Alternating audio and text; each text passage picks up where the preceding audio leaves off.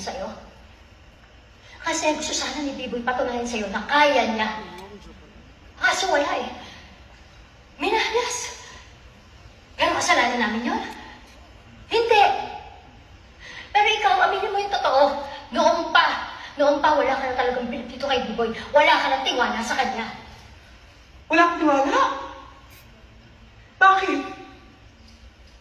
Nung naisipan mo magnegosyo ng bigas, sino tumulong sa inyong magpondo, di ba ako? Tutulong ba ako kung wala akong tiwala sa'yo? Ano nagpa-vlog ka? Sino ang pondo nun? Hanggang sa nagkanda-lugi-lugi kami, narinig ka sa akin, siningil kita? Ha?